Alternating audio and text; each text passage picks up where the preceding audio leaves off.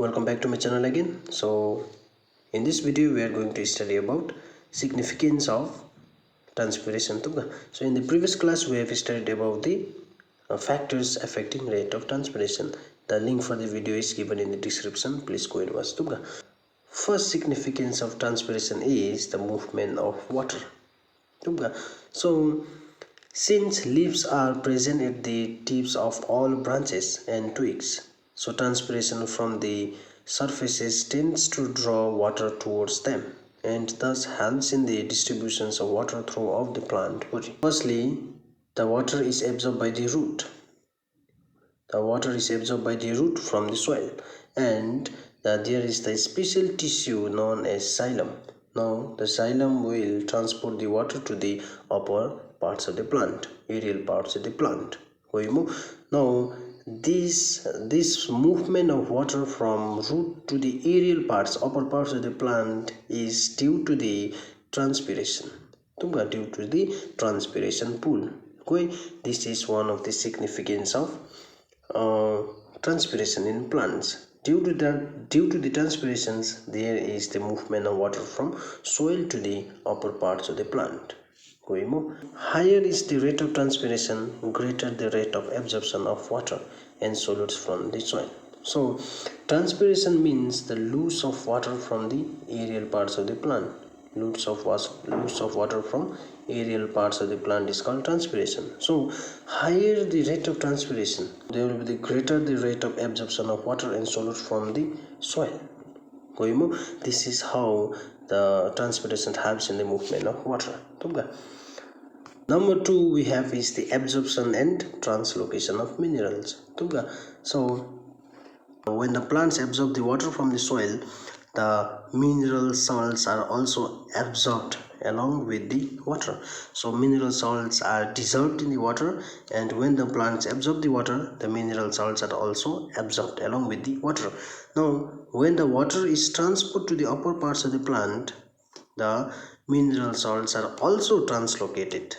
Now these mineral salts are distributed to the different parts of the plant, and these mineral salts are used by the plants for their growth and development. Now this is how the transpiration helps in the absorption and translocation of mineral salts to the upper parts of the plant. Next is to regulations of temperature. Transpiration helps in the regulation of temperature. So first, when the water vapors from the leaf surface, the temperature of leaves reduces. Therefore, this process helps the plants to reduce temperature during the intense heat. Plants absorb the water from the root and transport to the aerial parts of the plant. And during the intense heat, the rate of transpiration is high and the rate of loss of water is high from the aerial parts of the plant. This water vapor is accumulated or gather around the plants and helps plant to reduce temperature around the plants during intense heat. Now this is how the transpiration helps in the regulation of temperature. Why the transpiration is considered as necessary evil? So first point is, it often produces water deficit in plants, by which photosynthesis, so plant growth are reduced and may cause death if severe. Next we have is plants waste much of their energy in absorbing large quantities of water, most of which is ultimately to be lost through transpiration. And last we have the transpiration lead to wilting of plants and cause death if severe. We have anti-transpirations.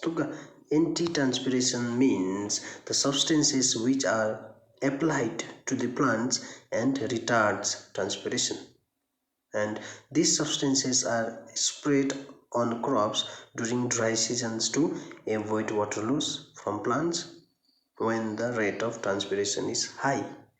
Example of anti-transpirations are silicone oil and phenyl mercuric acetate. The abscisic acid is a plant hormone, also induces closure of stomata, reducing the rate of transpiration. And that is the and thank you for watching, and see you in the next video.